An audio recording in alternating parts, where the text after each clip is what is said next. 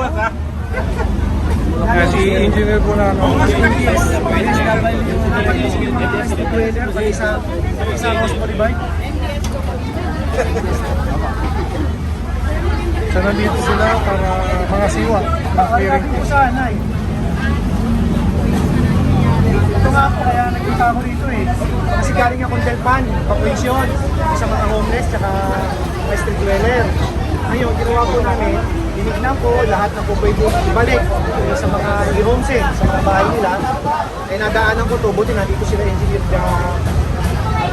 Madongga, tsaka si engineer Bulano, no? Nakita ko nga, eh tama naman to kung sobrang tagal na po nito. Naglilinis tayo ngayon. Meron ng order sa atin si Yorme, Mayor Isko Moreno na linisin na ang buong Maynila at paliguan. Sir, sa department nyo, ano yung mga may tutulong nyo may ambos na kayo? Eh, lahat po ng mga street dweller, lahat ng mga naninirahan sa bangketa, kukunin po namin ngayon yan, 24 oras. Ang dadalhin po namin sa mga care facilities, at sa Kamada, sa Boys Town, meron kami mga kamag-anak, dadalhin natin sa mga kamag-anak. At meron kami programa ngayon, yung Balik Bahay, Balik Buhay program. Ganun po gagawin. Kasi karamihan dito sa mga street dweller, hindi naman po sila taga Maynila. Nagkataon, pinagpag dito sa bangketa, namahay sa bangketa, lahat, everything. Pati yung mga inudigan na naglilinis, no? Sa mga sa kalsada, lahat yung kukunin natin. Sir, sarili na lang sir, mensahe nyo lang kay John Mays Moreno. Eh, siyempre, may order na si Yorme, at kahit naman po agad-agad na magpapatubad ng order ni Yorme, nalinisin ang buong Maynila. No? Tsaka lalo na yung mga kabataan. Huwag na kayo mga kabataan, huwag na silang pakalat-kalat sa gabi. Sir, mensahe na lang sir sa mga gusto kang dumayo dito, hindi naman taga dito para Eh, huwag na po silang tumayo sa Maynila. Oh, kasi ang Maynila po ngayon, nililinis natin, inaayos natin. Kasi gusto ni Yorme na maging presentable, malinis, maayos, at siyempre payapa ang lungsod natin. Kaya nananawagan ako, kung wala naman kayong kamag-anak at wala naman kayong gagawin sa Maynila, huwag na kayo pumunta ng Maynila. So, kasi baka mamaya mapatpat lang kayo sa bangketa, kung saan na kayo mapatpat, di ba? Eh, meron naman tayong mga tahanan na uuwi sa probinsya o Metro Manila. Baka mas okay ito, mas safe kayo doon. Dito sa Maynila, inaayos natin maigi. No? Eh, siyempre gusto natin malinis, tsaka maayos, tsaka safe higit sa lahat. Yun lang po. Thank you, Sir Jay. De La Fuente.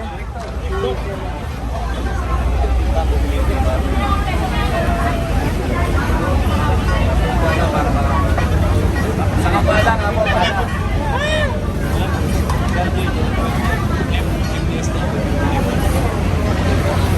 Yun nga mga boss, mga keso. MDSW Director, si Sir Jake.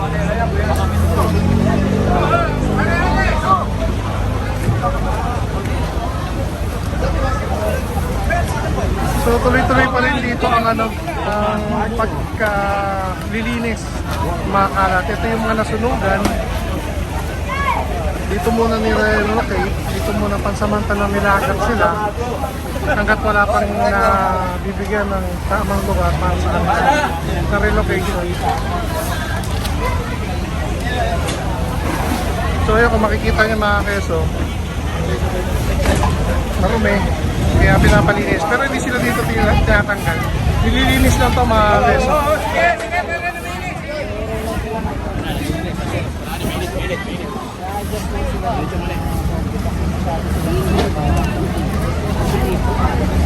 Kasi malawak ko So tingnan natin dito mga Quezon. Balay pala eh. Mahaba kasi ito mga Quezon. Ano, hanggang dito pa. So wala pang ang location dito. Kaya dito muna pasamantala silang na nilaga. So since nga sabi nga ni Director Jay kanina, direktiba ni Yorme na linisin ang buong Maynila.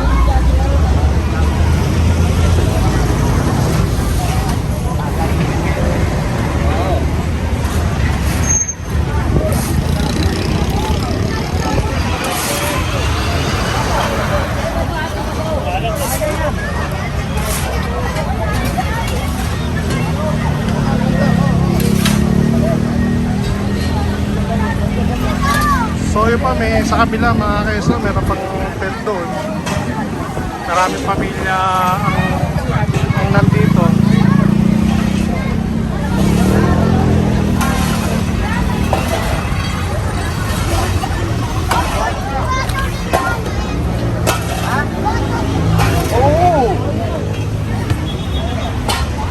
So update ulit ako mga keso.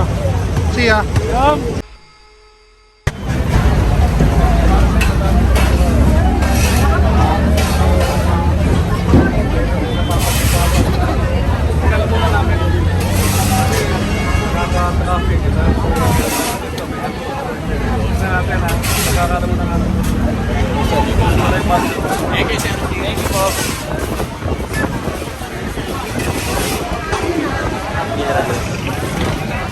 Ayan si Engineer Andres, kinausap na interview dito.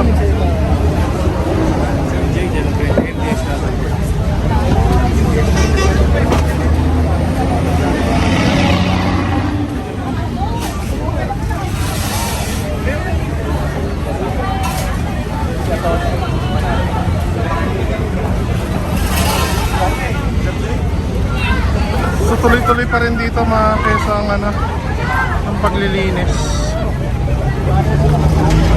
Dahil sa ginawang evacuation, dito muna nilagat yung mga nasunugan. Makita niya ito mga keso. Okay pa lang yan, yung mga nakong basura dito sa ginawang relocation ng mga nasunugan. Atras lang. Sila dito. Atras lang sila. Ayusin para po. Marami naman yung isang lane pa ng R10. Kasi po, yan tingnan mo.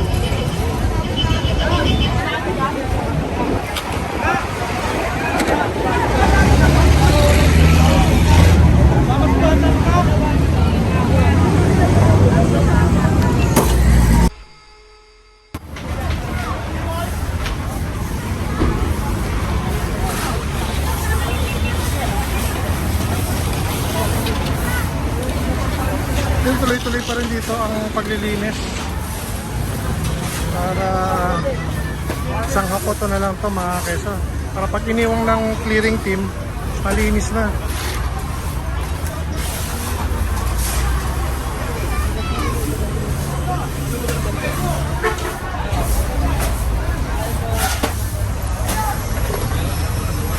So nandito pala si Engineer Nadonga at ang demolition team.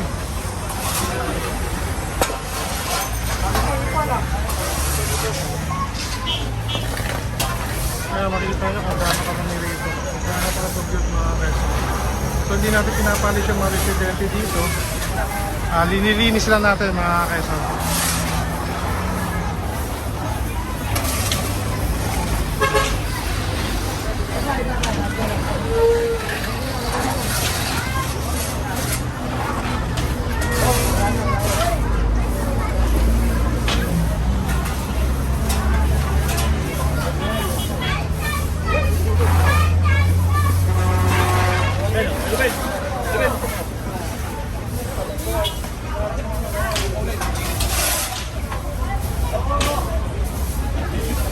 So dito pa rin tayo sa road mga keso.